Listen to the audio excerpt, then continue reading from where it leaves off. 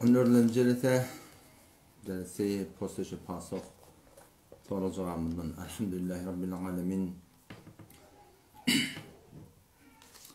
ve salatu ve selamu ala seyyidina seyyidil enbiya vel mursalin ve ala alihi ve sahbihi ecmaîn. Umumen avvalki eden niyetime göre Rabbim Allah Teala tevfik vermekle bilen biraz şemme bir de çarşemme şu soru bölüm cevabı şuparım ortada koyup da Müslüman doğrulama kömekçi olmak yanında var. Ama bizim bir bernamamız var. Her ayda 3 hulle bir mescitte etikaf oturuyor. Ödümüzden çürüyüm, imamımızın kayımlığından çürüyüm, imamımızın nuraniyetinden çürüyüm, yüreğimizin bir iman yağdayının bir doğrulamaklarından çürüyüm. O zaman Allah Teala nasip etti şu hefte, şu her 4 hefteden bir hefte var ya. O zaman şu taydan adan heftede 2 taraf olsun deyip bir gerek bir gün elhamdülillah şunu okudık. O sebepten Müslüman doğrulumdan hem ki ağan dinin, imanın yerinde geçip yersiniz. İmanı kabilendirsiniz geliyor. Sizden hem çağırıyan ki şerif oturuşları inşallah Teala gelip de inşallah peydalanmaktan olur. Geçenki celesede şu Porsuş Pasok'un 13. bölümünde ahırında bir mollalığın biri ki hayatında molla yani kara çırak börük giyip bir behs açtı da şeyle. O tam şu behsi mollayı yol bir umum Müslüman doğullamın bir umumi suretinde düşünülecek kurun değil. Behsi halka ef'al, kesbe ef'al o takdirin bir mebahisinin üstüne bir emiğrak bahsetmeklik, zat etmeklik. O zaman o bir ağırrak kurun. O şekilde bütün Müslüman doğulduğumdan ben xahişim şey. Haydi bir ahım olsun, molla olsun bir bahsi ilmin cayda edip tabi. Burası bütün umum Müslüman doğulduğumdan bir soru cevabı devletin hakkındadır, ers mirasın hakkındadır, namazının hakkındadır, mesele umumi hakkındadır. Bu tahtını inşallah şuna koyuyordu. O ne deyip çünkü şu önkü bölüm 13. bölümün gurunun sonunda şu gurunun ne kadar adam düşünmeyen Allah. O düşünmeyen gurunun umumların arasında bunu methah etmektik aslında geçkilli. Hazreti Ali radıyallahu anh'dan bir makule var. Hazreti Ali radıyallahu anh diyor ki kellimun nase ala kadri ukulihim. Adamdan düşünme öyle keplenliktir. Eturidun en tukeddibullaha ve rasulahu diptir. Xuda bilen peygamberi inkar edecek olayan adamlara diptir. Yani birisi de kiple var. Bir ağırrak kurun.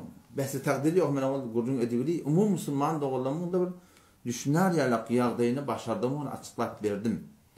Şimdi gelip açık olayan şey bahsi mollayları zatları bütün Müslüman Türk mollalarından xahişim ki bahsi mollayını bir tak getirmeyen. Belki bahsinin o dostana oturuşup birbirinden peydalanmalı. Elbette bizim bu görmeyen qaran yerimiz kendir. Yanlışmayan yerimiz hem yok değildir. İnşallah onu oturup da birlikte inşallah hal etmekte biter. İnşallah Teala kabul olur. Baraylı. Sonra gitmeden çim hini gelip durum Müslüman doğumlu hiç gayet yok yarak böyle ya.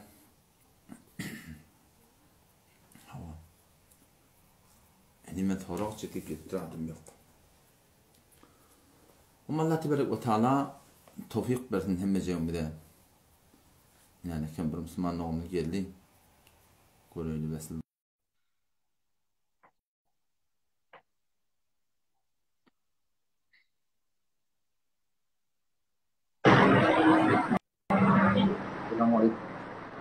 Selamun aleyküm ahlaka. Tamam anlatıyorsun. Elhamdülillah Allah ahlaka. Elhamdülillah. Kavmi edhalım. Elhamdülillah. La şükür. Bizim o mu? Can kadar soran olsa. Ahlaka ben sualım şu. Her 10 günden haftada bir gün erti namazım kaza oluyor. Şunu ne diyor şunun için bir azabı bir kıymetliği var mı şunun?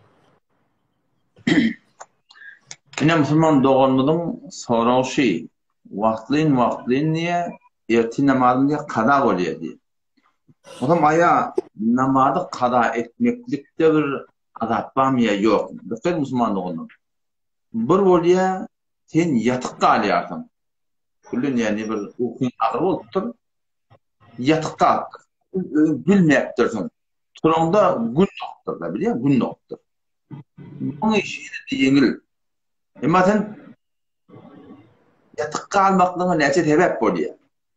Yatıqqa almaklığına bir gece giç yatmaklığına sebep bolsa, senin şu ertin namazı turup bilmesizliğine sen mesul. Näme deyip? Peygamber sallallahu öyle aytıp, yatsı namazdan sonra hiç bir peydası oturuşuktan, hem ki oturuşu yaşa tamam bir kutla, şu oturuşuklardan tamam ne ediptir, oturuşman deyiptir, yatsı namazdan sonra gerekli hiç bir dinine, dünyanın peydası bulmak oturuşu yanatla, Peygamber okuyun adatya, adattan ertin namazın galiye. Şu olkamı günah kaçırır. Şoňa mende aýsy bir amana ödün şu tagatyň sen goýup bilýärsiň, deňe goýup bilýärsiň, zat bilýärsiň. Şeýle bir tedbirler etmeýäni, ertine man ýetykdan tulmaly adama tur diýip aýtmadyk bolsaň, bu bir ulkan günäkärçilik. Hatta bir adam bir çowat namaz etse, ikin tawba etsek Allah bağışlaty gurun ýok, Allah mağfireti gurun ýok. Yok, eğer var ahim şu bir çavat namaz kaza edende de var ahim 80 hukuk deyiptir Peygamberimiz cehennemde yanacak deyiptir. O 80 hukuk diyene falan çavat köp vakt bu diye. O da şu tadan olğan günah kasırı var. Şu tadan eğer yatıqqa almaklığımız öl kemçiligimizden bolsa, şoň içinden halsan tövbe edip gün noğundan toran ýigil daga aracygyndan geçmeli. Şonda var ahim, bu şokda ölňersem bolýar, adana etýärdim. Öňçetinde toň okuyardım. Tekbir etýärdim, soram da pardon okuyardım. Şunu konuň tawban inşallah taala bütün kamil bolar inşallah. Ahun aka, Ya, men şu işten gelýän ýady bolýan-da ýoksam şu bäzi berdin şu ýatyp galýan. ben inşallah etýän kutaýynyň hakyny istiğfar et, bolýar inşallah. Allah taala mağfiret dile, bagşlaýarak ýaly men başarmadym diýdi, Huda arda halet Allah taala Erhamur Rahimindir. Bolýar inşallah. Evet. Onun ya wagt açan okamal. Öwle namazyny okasaň bolýarmy? Gün noğundan sonra 20 daga sonra taten her wagta kelimat başarýarsyň ýöne. Öğle namazdan öňçe qadaň alsaň, hetmi sünnet bilen parzyň ikini bilalmaly. Öğle namazdan geçirden haýdy bir uzur bolup, işim käm bolup ýetişmeýän ýadyna çykyp, öğle namazdan sonra da sünnet bilen parzyň alın, ene ikisini qadaňdan gowy. Ýöne öğlenden sonra magalsa, diňe parzyň da okuýsaň bolýar. Sağ ol Ahun aka, ömrüň uzak. Aýşetdi. Allah ýaram. Başka.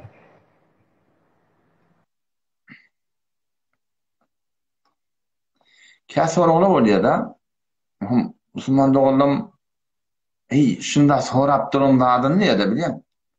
Şunda sorap duran adyny diýip, ýani özi bilendiň hemmeş bilýän bu kadiýe. Müslüman dogum beýle däl. Bir adamma täze namaz başlar. Bir adamma ahum bollan muhityny görmedik. Bir adamma aslında bu adam habary ýok açyk bolýan. On şu taýdan her kim burada soruya çyn geregi bolup soruýardy. Şoni bu näme da, bu da näme soruýar diýip ondan bu da adam kyn görmeli Müslüman. Selamun aleyküm.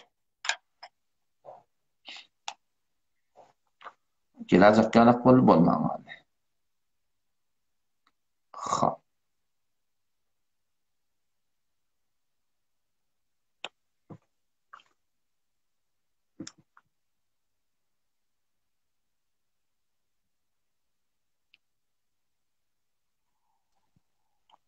Selamun aleyküm.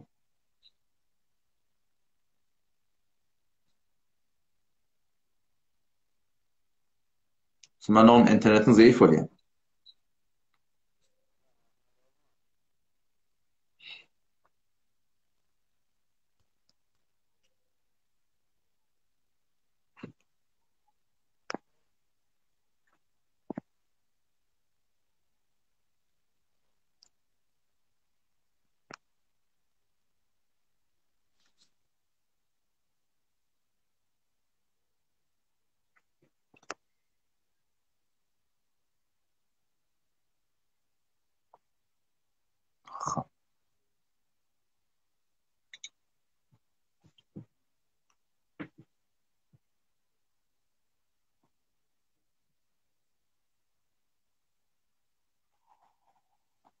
Selamun aleyküm.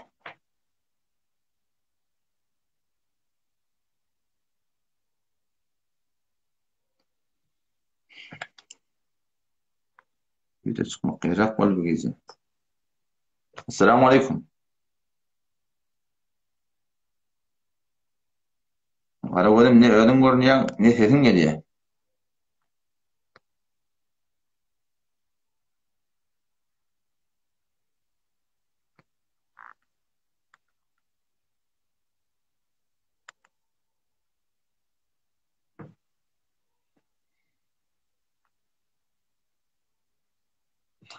Tadı soraptır etekte. Ayı denanı damak çarpasarıyor. O denanı damak çarpasarıyor. Eğer öd yürüyüp etyen mi olsa? Selamun Aleyküm. Tamam atıyorsun. Kavm hazan tamam. Bir sorup mesela cevap vereyim. Tengöde şeni. Soru şunun üstüne. Ki ayı denana başarıya mı mal ahinemetin damağın çalsın. Tavuk bolsun, koyun bolsun. Yamanı kurbanlıkta oluyor. Gavusu şu. Gavusu kurbanlıkta da eğer denanın öyle yürüyüp etyen mi olsa, tağatı bolsa şu denanı ki kurbanlık, öl kurbanlığı var da, öl kurbanlığın, öl damağın çalmaklığı beter kalır. Yani bir denanın kurbanlık ölünü vacip, bu denanın umu ezadan ya da, ezadım sen ekrak çalıyorlar. Eğer denanın öl damak çalmaklığı, öl kurbanlığın beter kalır. Belki o hatta şeyle fark etmeye. Ya sen bana bir denana başka bir ikin çalıp verdin. Bu da hatta irade yok. Eğer bana öl eline geliyor. Can pervan kavmi hanım. Alhamdulillah. Tamam. Tamam. Alhamdulillah. Zagar işim olsa. Ve heki az hayır dijital var da yani soruğa gittim şu cevabını vermer kamil suratda alıp bilmedim. Hamuş az dijital şu an Bitcoin oğlan, Tether oğlan, başka arzlar iki ba şuları alıp tatmakın hakkında ki mana şu an tedbir ciddi çıkan hatta ulamanın tefavut ra'yi var. Bazen kabul etyenler, bazen kabul etmeyenler. Kabul eden ulamalarda ulakon ulamana, kabul etmedik ulamada ulakon ulamana. O zaman kavta fetva ki ba edecek olan edamalı. Tekva şiki etmezirlik. O şu suratında şol şeyle şu. Hop şu birin tekli asan şu ödünü istihraç et diyelim mesela deskatını alıyorlar. O ne mi? O da şu oluyor. İstihraç da eğer var hem mebnai kavanini keşferi, her keşferin her yurunun düdüğünü var ya da bargınına yine burada adını böyle şeyden. Şun düdüğünü bilen çıkarsan onun hiç müşkülü yok yani. Sözüne. Allah cezayı hayır versin. Böyle karabalık görüme döneyim. Allah yaranım olsun. Böyle. Böyle. Selamun Aleyküm.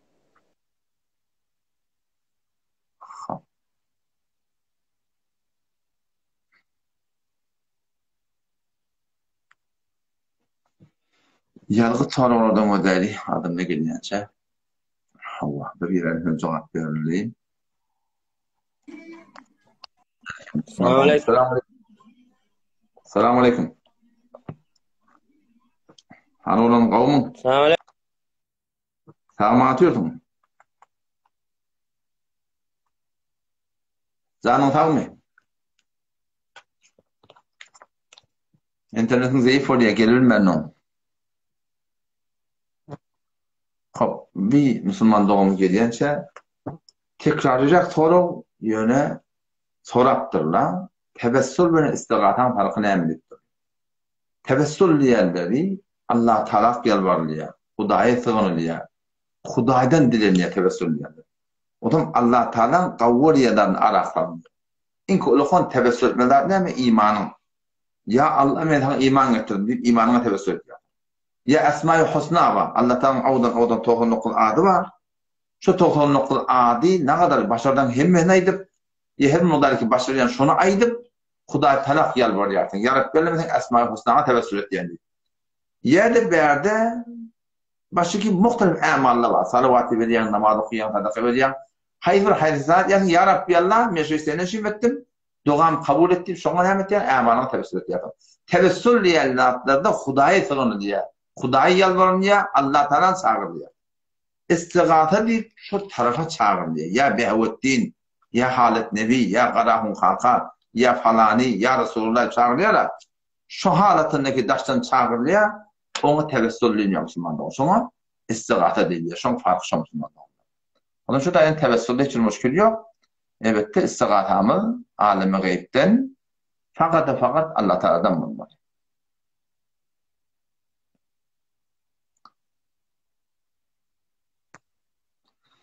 Hop. Esselamu Aleyküm.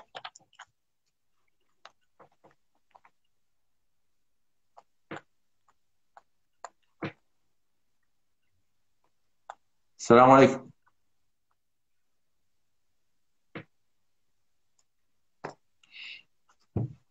Müslümanın gelirmen o.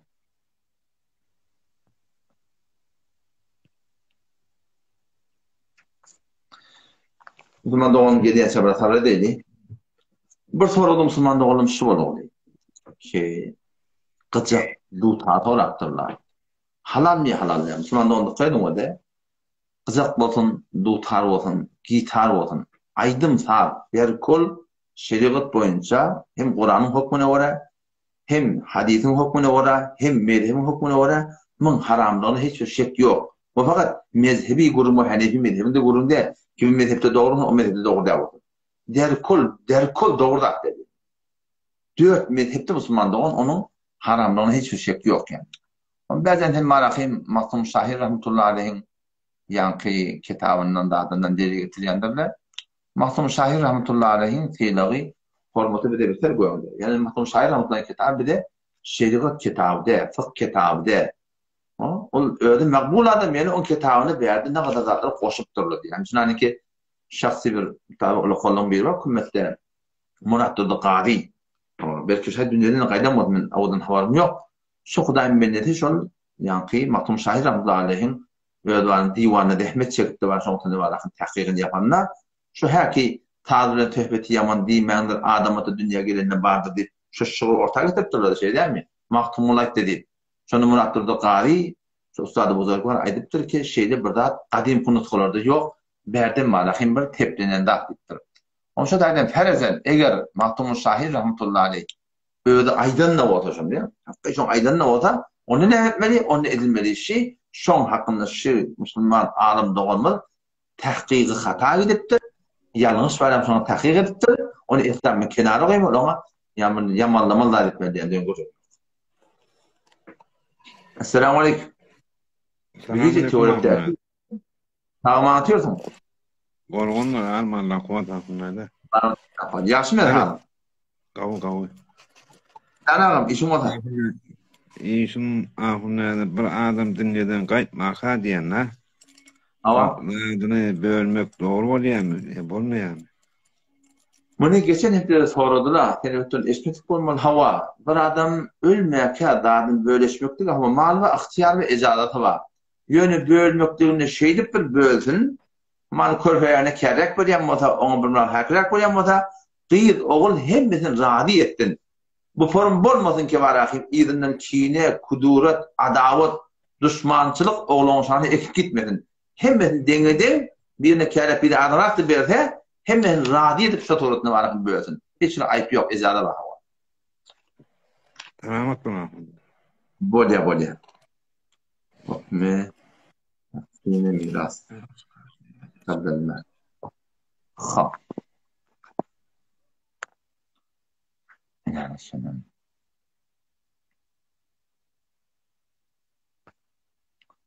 Orayı başa Nova'da duran Müslüman doğum biri var. Bunu ortaya getirecek orayı bir tane toğralarda men koyayım.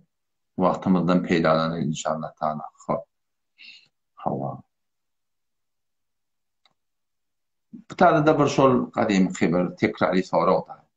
Hormata deyip aytmaklık ne? Havada mutlak huratından atutmanacak yalla. Ama Resul Peygamber'in kanıtına ayıbı yok. Resulullah'ın hormatına, sahabaların hormatına. Sahabaların da var belli sahabaların ayıbı yok. Yalla Resulullah'ın hormatına, Peygamber'in hormatına, şehitlerin hormatına deyip de dua etmektige buna da guncayiş. Şu tarafını izahatında hatta Müslümanlar oldu.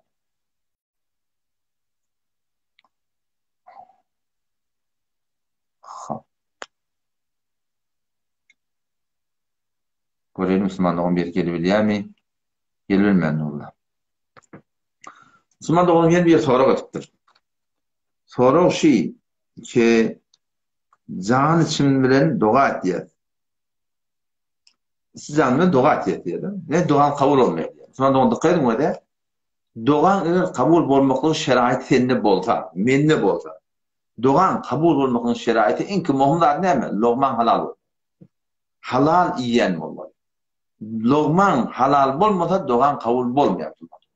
Osam logman halal bolsa ota ay, 40, 100, ýyly bilmeýän mowludun taamy, bilmeýän meherinde şemşirden taam. Bulardan berkul imeller bar bizmada. Logman halal bolsa. Şu o logmalar şeriat boýunça irade var Müslümanda.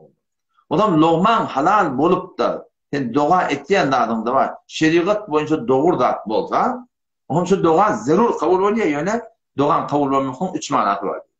Doğan kabulun 3 manasy. Bir, doğuş Allah'a aydanyň berýär. Şu aydanyň berýär diýdi. Näme bu?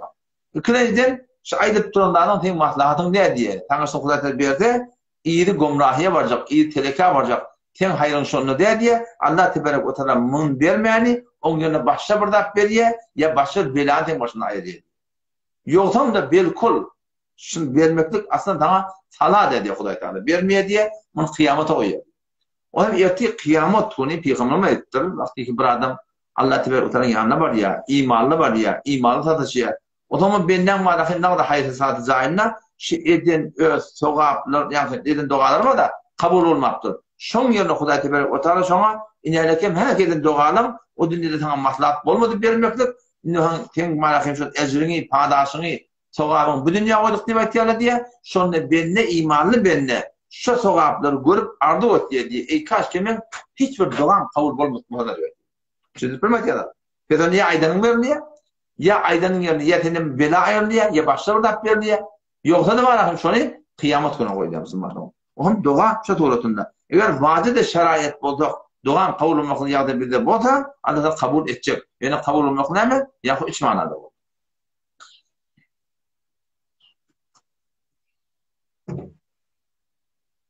Asikilip berýärmi? Kahin ýapýar. Kahin ýapýar. Nedir meselleme? Gelmekler ýa-da.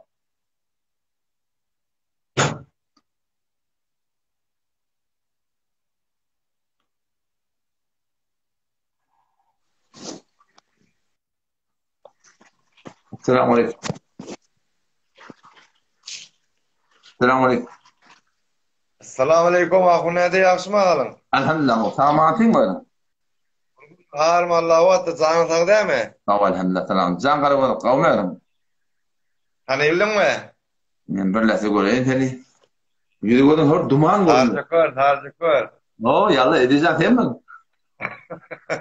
Ýaşdama, ahun näde birunma hawan. Salamatyňmy? Harym Allah wata. Diýen sen qat. Roçluk men wagt almaýan bir hala bar edeýindim de. Salamat ol gawmerym. Elhamdülillah, gurunçylyk Hudaýa köp şükür. Ölüň owasaň bolýar. Salamat ol gawmer içeride şoňam jok. Ahun näde men wagt almaýan heminjiri ha.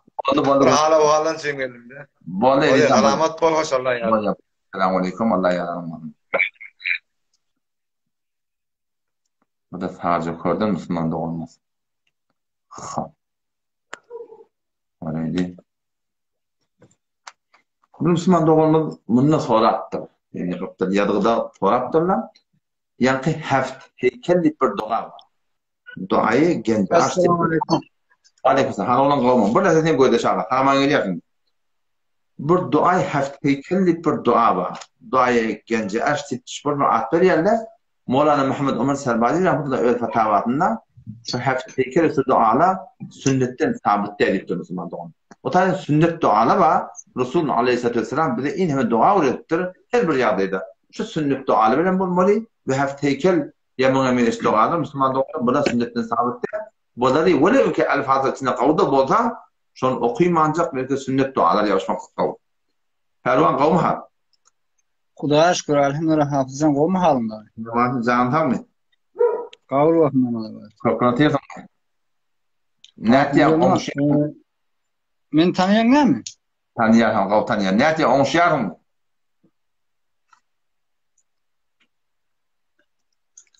Awçylyk. Sedan gatyrasy bolýar hafız. Zaten toram aýda. Hafızlarım sorak bolýar ki, hop. Ama Bir näşdeni oglanma, ey biz şu çağırykdan ne bir gyýdy halak gelek diye. çından aşık bolsaň diýen ibadetim elim barmy diýe. Hemme fikrini kim şu qyýdy bolýar diýe. Onu diýip näme etme bolýar diýip bagan şunu diýip jogap berseňiz diýip. Boldy.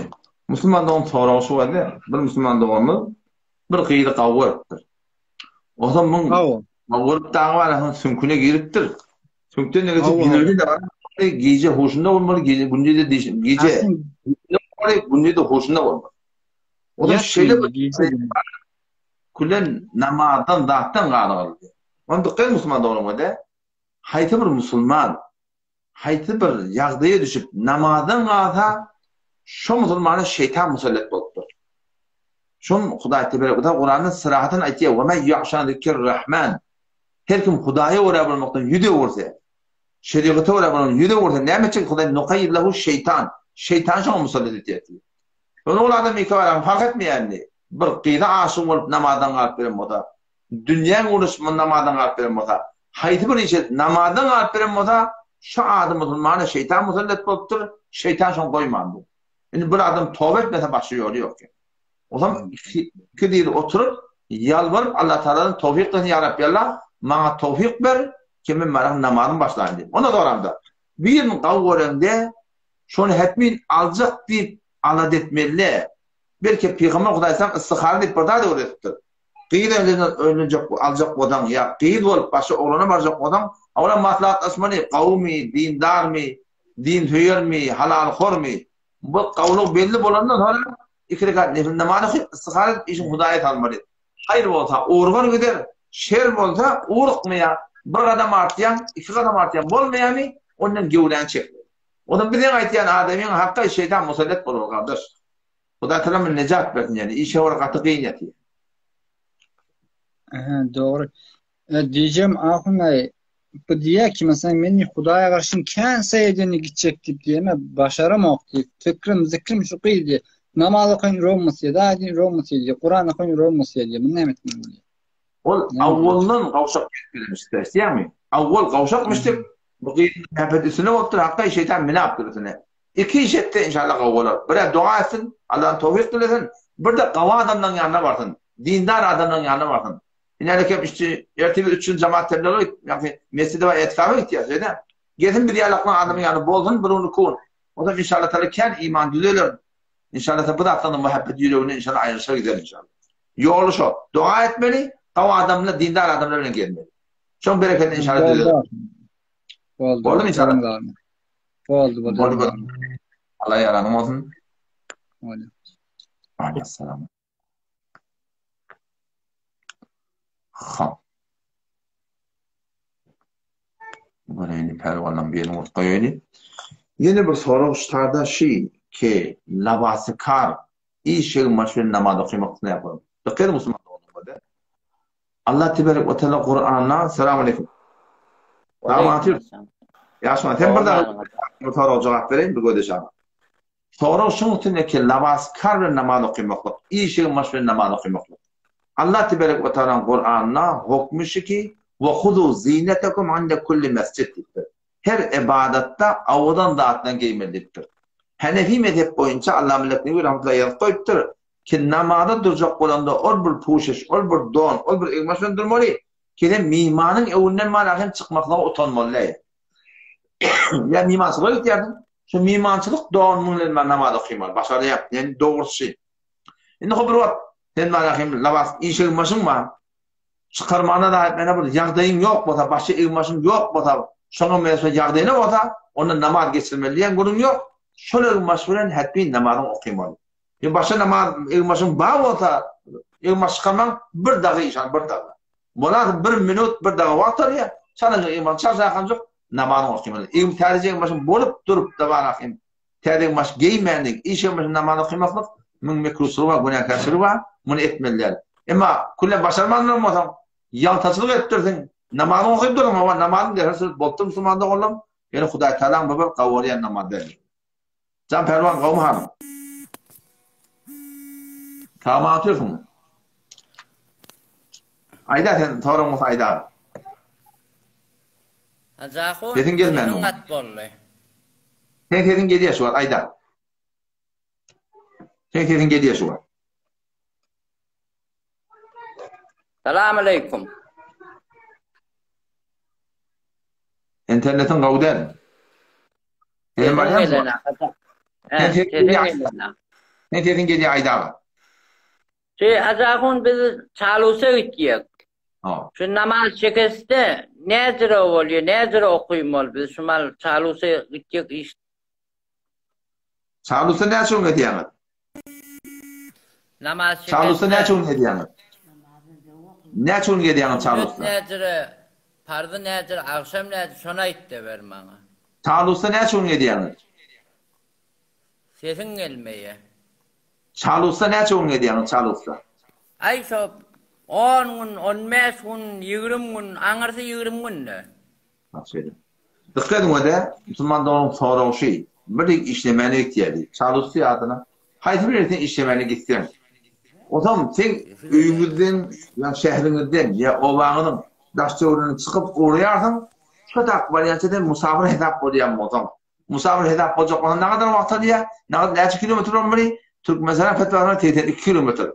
Belucistan fetvasına 78 kilometre kordayım. Kendini musafire tamam düşüyor diyelim. Kendi işleyen yerin haydi bir yer. Eğer sen işleyecek yerinde, dikkat et işleyecek yerinde sen 15 gün niyet ettin. Şimdi bir yerden bari yakın, böyle kalacak günün belli. Ardından 15 gün niyetin var orada. 20 gün olsun, 25 gün olsun, 1 yıl olsun anladın müşkül yok. Ardından bir adam 15 gün Tehran'da, 15 gün Aşgabat'ta, 15 gün Türkiye'de kalmak niyeti var olsa, onda şöyle bak çön yerine de bir yaşayacak yerinde. 15 gün değer başından kalmak niyeti var da, şu mukim oluyor, namazlarını bitin, kamil okuyun. Ama yok, bariyan yerine ne çıkacağı belli değil. Bir gün, 2 gün, 5 gün belli değil. Namana, şayet bir ay gitsin. Bir işin şikayet şayet bana 2 ay gitsin. Şayet 5 yıl gitsin, belli değil. Erteye kaçacak, 1 gün kaçacak, 5 gün kaçacak, 10 gün kaçacak, 15 gün niyeti yok olsa, onu tadaman ki, uğurluk geliyence, şuna böyle yaşlarda musafir oluyor, musafir tuğruklu namaz okuyun. Üçüncü surat şu da temberde bariyatın işecek yerine 10 gün alacak, 14 gün alacak. 14 gün yarım alacak ama. 15 güne barmadan. Değerde sen kalacak batam, onunla sen musafir oluyorsun. Musafir olanında namazın tertibi şeyde o da. Farzların 4 rekat farzları 2 rekat okuyorsun. Öyle ikindi yatsın farz namazlarını 4 rekat 2 rekat okuyorsun. 3 rekat otur vazibi, onu hetmin okuymalı, ebelmeliyen durum yok. 3 rekat akşamda cayında dur, onu bölmeliyen durum yok. Ertem 2 rekat farz o da cayında dur. Onun galiba sünnetle vurulur. Sünnetle vurulur. Ertine namazın sünnetini hetmini okuymalı. Galın sünnetleri okuydum. Beter sevap, lokon derece yok. Canın sağ, keyfin kok. Yaltan okuymanın verinde Müslümanlık olam. Onun hakkında uygun yaklaşık yok. Şu tuğratında. Hop. İnternette bir gece de bolmağın o. Aydan etmeyen o. Türkmen doğum bir Müslüman doğumu geyiptir. O yani bir kumun. 2 volt ki. Hop. Belki sorulardan bir soru orta oklayın. Vaktim var. Fark etmez.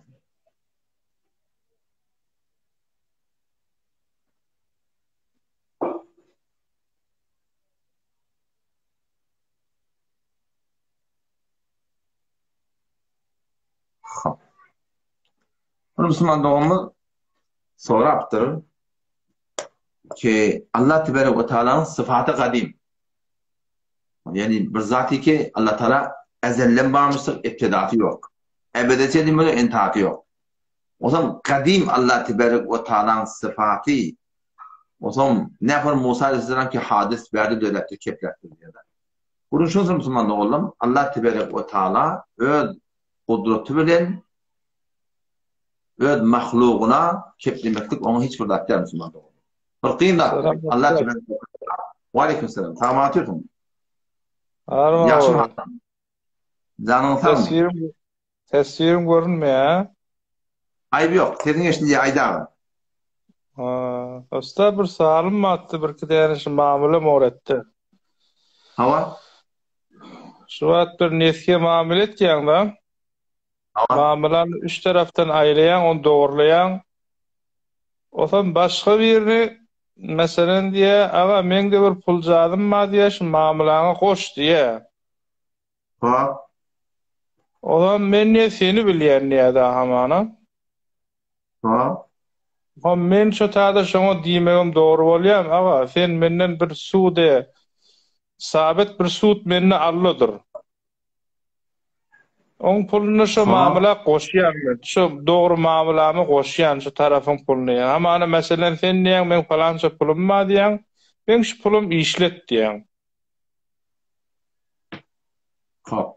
Bolum inşallah. O zaman şoňa men bir aga diýen men meselen puluňa falança aýda suud bereýin diýen, ýöne on puluny alyp men şu öz halallyk mamulamy goşýan.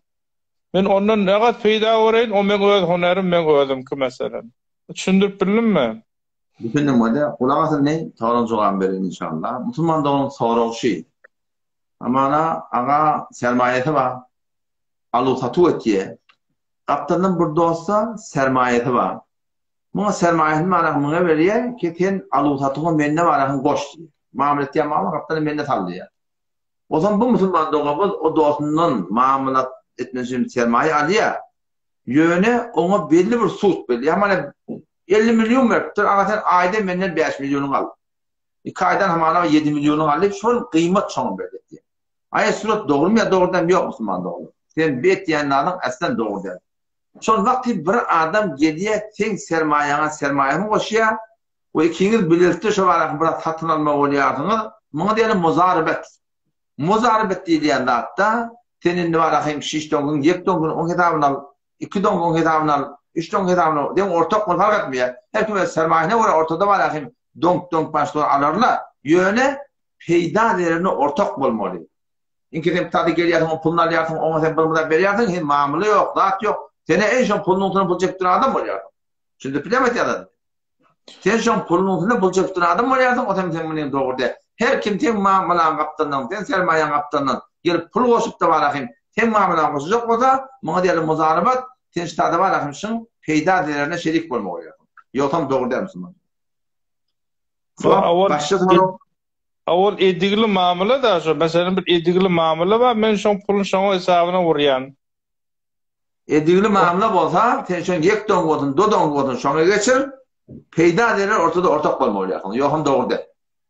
Men ýer o zerer çekçekkä mesele näde? Men zerer çekçekkä.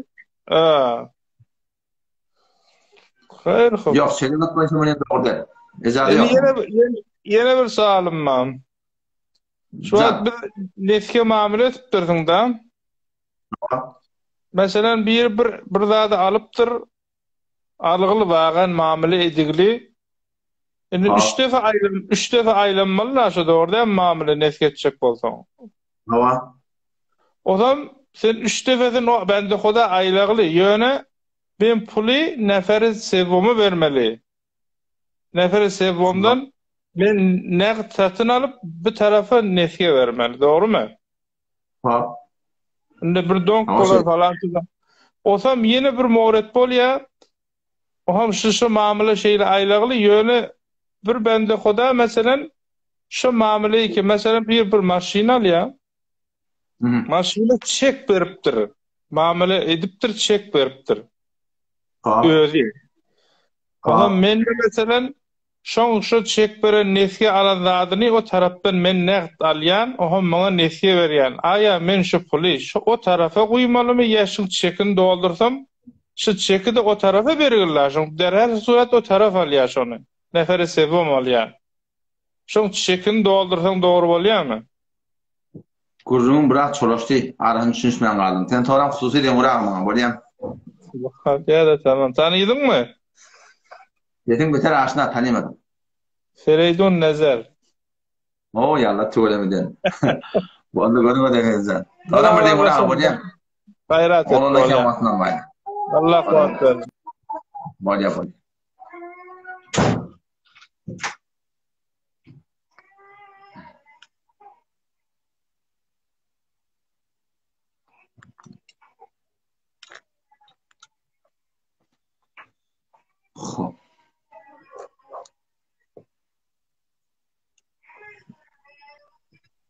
Selamünaleyküm. Aleyküm selam. Onun kavmi. Tamam atıyorsun. Canım tamam. Tanıydın mı?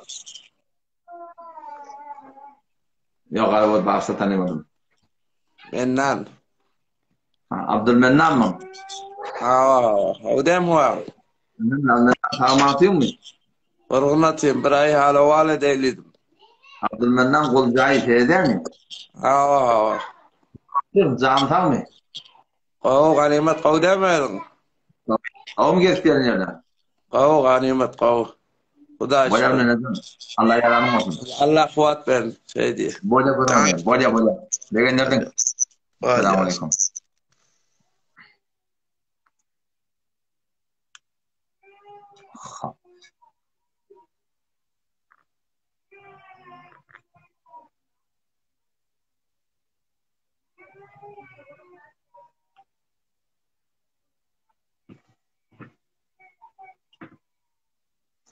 خب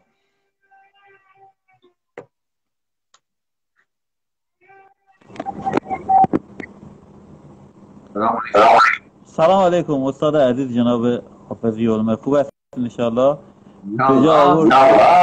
چی که شما خوب هستین انشالله وقت خوب بخیر الحمدلله شکر خدا من از سلامت باشین چند نوبت خواستم بیام توی لایو شما شرکت بکنم منتها قسمت نشد امشب دیدم که روی این اینستا اومد که شما لایو دارید گفتم بیام یه سلامی عرض کنم خدمتتون یه خسته نباشید و خدا قوت بگم بهتون و صدای گرمتون رو بشنوم و تمام بکنم خوشحال کردیم خوبین خانواده بچه‌ها خوبن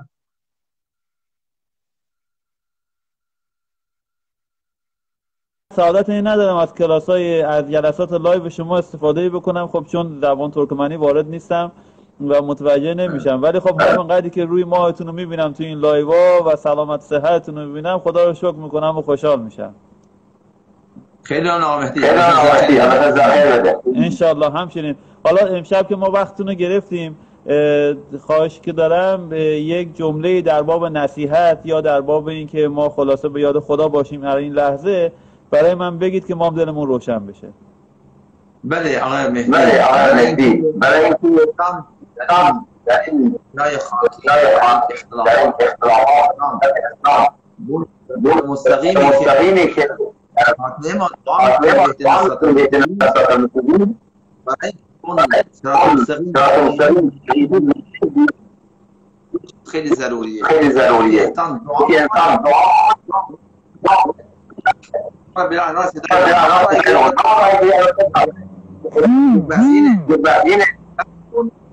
انسان قرآن حدیث را در مبنای خیر القرون که در اون مبنا بفهم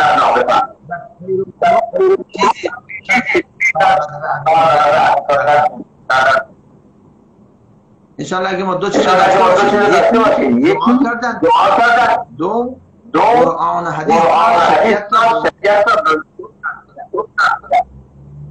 انشاءالله ما ثابت قدم انشاءالله متشکرم خیلی زحمت کشیدید خوشحال شدم صحبت گرمتون قربونتون برم متشکرم مرسی همچنین خدا نگهدارتون خدا حافظ شما خدا حافظ شما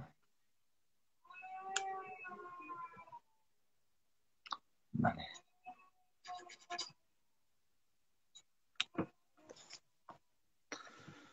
خب تقریبا بر طاقت همت بردی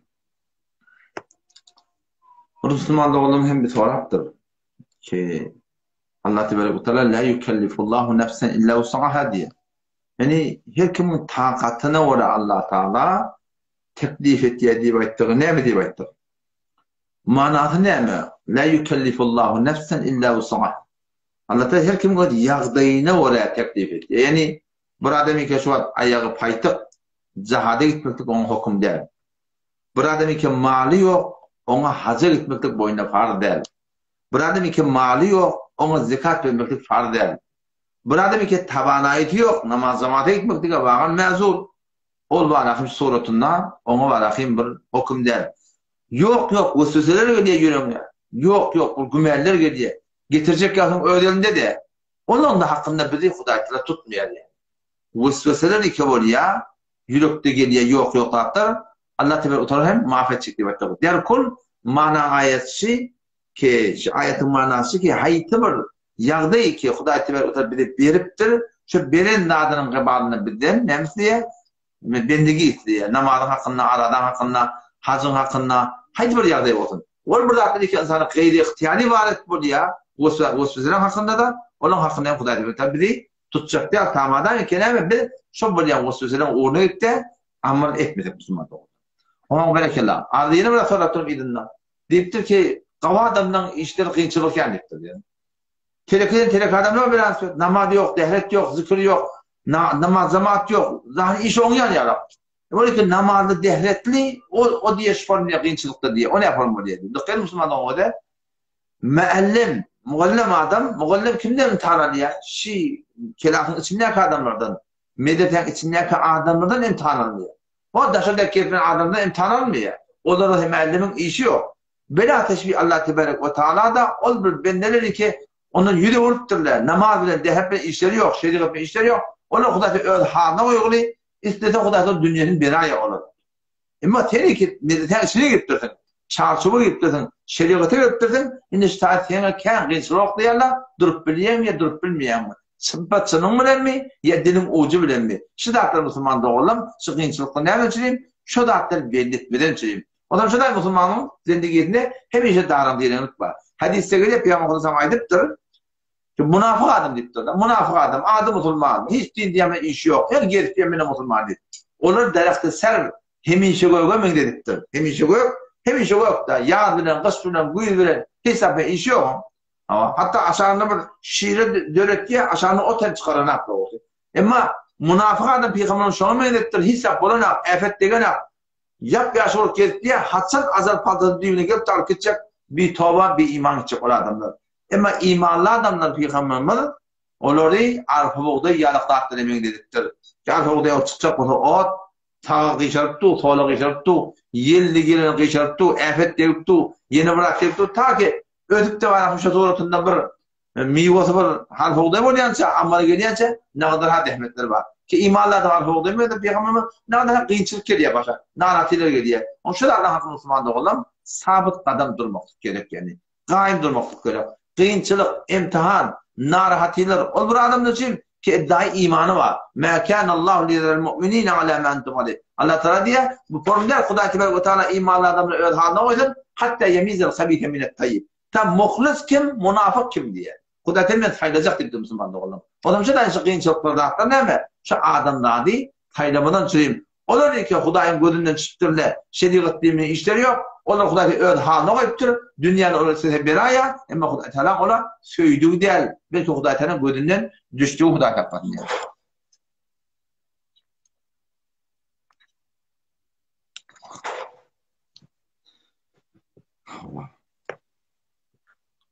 Müslüman doğum birinin gelsin diye ayttık.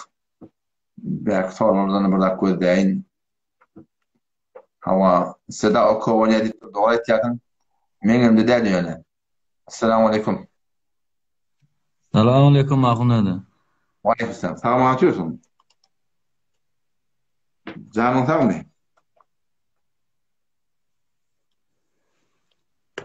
Sesin gelmiyor galiba oğlum. Ağırım Allah'u at ahunede. Çok da haram. Can galiba işim olsa haydi yurttan bolyatın neresi? Kümmet mi? Kelamla mı? Ahunede yan sualım ben neyme yazıptım da şun cevap verdin ki vaktini almayın. Hava? Şu sual ben yazıptım da. Haydi soru oldu. Sorun neyme diyen ki Musa Aleyhisselam gurur mu? Kat bol yani.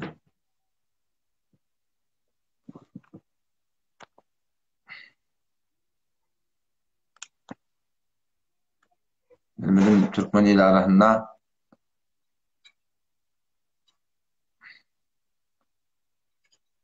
o soruğa cevap versen olacak. Ağırrak soru. Onun yüzeki alakaytan başka kim tutmalı olduğumdan kalı fikir yapılamam. Hop. Yarattırdım o değerli.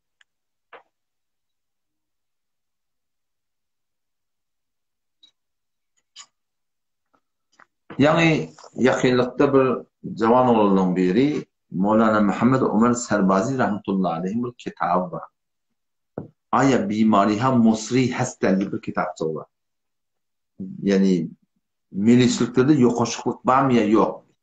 Bir kitap yaptı Mevlana Ömer Serbazi rahmetullahi. O zaman şu kitabın hakkında son çiğnekler okuyup bir cavan oğlunun biri gelip bir post koydu. Şöyle inerken Ulan kabul ettiğin adamların da kitaplarını ilerlerken Kuday'dan çağırkan bolya falan. İşte adamlar bize toziyat verdi. Cavan oldu. Şu kitap kimin kitabı? O Mevlana Muhammed Ömer Serbazi Rahman'ın kitabı. Şu kitapta bize tevcihat var. Ölüler çağırmaktan hakkında. Onun şu kitabın hakkında Mevlana Ömer Serbazi Rahman'dan ben öyle şahsen ödüm soradım nama yarım. O kitabında şuurun getirildi. O ham Mevlana Muhaddin Mevlana şonnak yerden gurun bilen berdeki yerden fetavakta Şemşir Boranak yerden metal bir dengeler. Kullun ülün çağırmakta kullun olan reddediyordu. O tabi bize tevcihat var. Mevlana ne yaparım böyle edip sorduk. Mevlana rahmetullahi Muhaddin gelen cevap oldu ki o 40 yıl minimum gelen kitabım deyip. Terden Belusistan'a gelen vaktim. Belus milletin kabrındaşına aylep veren vaktları. Kabrın kumunu iyiyen vaktları. Meşal ustadlarımdan eden tahkikimi yaranladım. Men aqidam o da, men aqidam Şemşir Boranak yaranladım. Onun gen hazır cavan Müslüman doğumunu geliptir.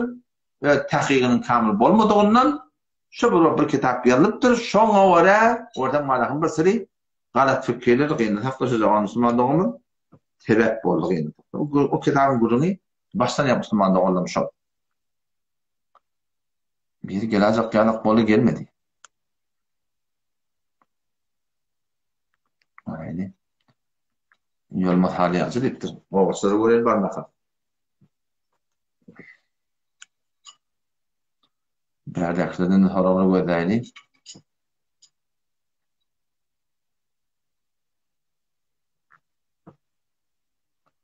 Vamın hakkında soraptırlar. Qiyna haqda vamlar iki devlet ağa şoğun kuğun bankta ulata veriye qiyna haqda şula Hanefi mezhebi fıkhına uğradı. Qiyna haqda şeyler var.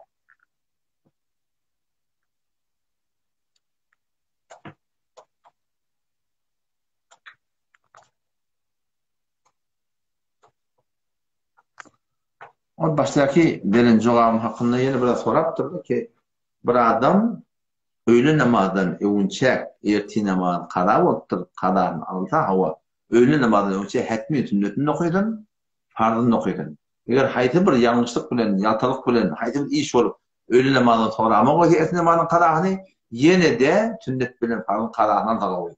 Yok farzını qadağınsa onu da icazı var Müslümanlar.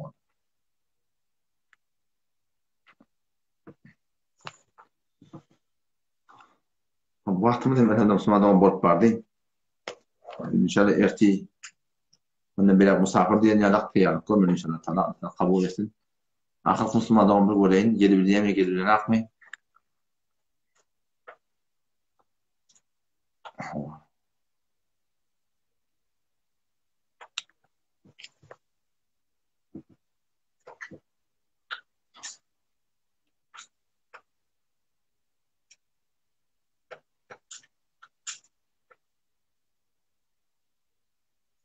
Kelimeler gerek var.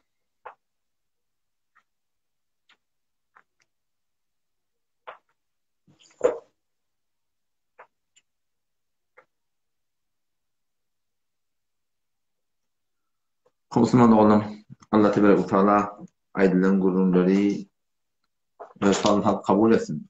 Kutaylar hem mahvetsin. Hemesiz rahmegan danan, hemegan henüz az maderine zayden. Hem yakşı, hem medan hem yakşı biliyor. O hem yakşı men dünya gelen aktiyor. O şu taydan gelip tadı sorular cevap vermekten bir iddia yok ki hem medan bileyim. Bilen adamı değil, şu bilen haddine cevap vermekle mesul. Hayti bir yerde yanlışlığı da sabit bu aydan keminin inşallah Teala onun hakkında bir tesir etmek alhamdülillah olmayınlar. Onu da bir tayin inşallah. Allah cümle kabul etsin. Baştan baştaki ne kadar Müslüman doğrumu kaldı ki sorun edilmem kaldı. Allah da kabul etsin. Vesselamu aleyküm ve rahmetullahi ve berekatuhu. İnşallah inni kefterinde bulalım inşallah.